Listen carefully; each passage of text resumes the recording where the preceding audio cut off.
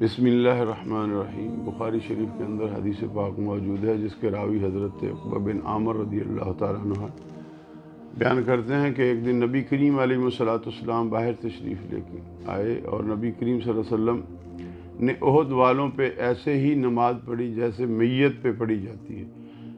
फिर नबी करीम अलैहिस्सलाम वापस आकर अपने मेंबर पर जलवा अफरोज़ हुए और नबी करीम अलैहिस्सलाम ने फरमाया कि मैं तुम्हारे लिए पेश खैमा हूँ और मैं तुम्हारा गवाह हूँ।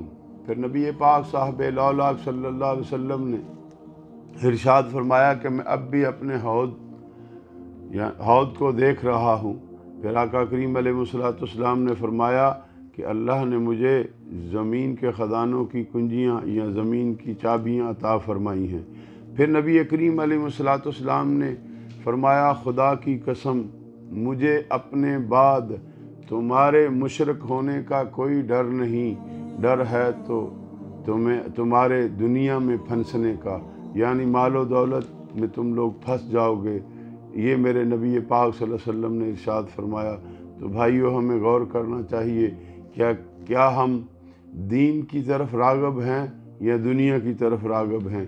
अगर दीन की तरफ राग़ब हैं तो फिर नबी पाक सल्लल्लाहु अलैहि वसल्लम की करम नवाज़ी जो हम पे सरकार ने बशारत दी कि मेरे रसूल ने फरमाया कि तुम लोगों के मुशरक होने का कोई मुझे डर नहीं, तो फिर हम अल्हम्दुलिल्लाह अपने नबी के उस फरमान के तहत ज़िंदगी गुजारते हैं। और अगर हम माल के पीछे भाग रहे हैं तो फिर जो मेरे आका सल्लल्लाहु अलैहि वसल्लम ने हमें डर सुनाया कि मुझे तुम लोगों से ये डर है कि कल तुम दुनिया में फंस जाओगे, तो उससे डरना चाहिए, उसमें ना फंसिए। कोशिश करें अल्लाह के हुक्म और नबी करीम सल्लल्लाहु अलैहि वसल्लम के फरमान के मुताबिक अपनी ज़िंदगी को गुजारें। भूख प्यास भी गुजारनी पड़े तो गुजार लें, लेकिन मोहब्बत मुस्तफ़ा में जीना मरना सीखना चाहिए। अल्लाह ताला हम सब का हामी व नासर हो।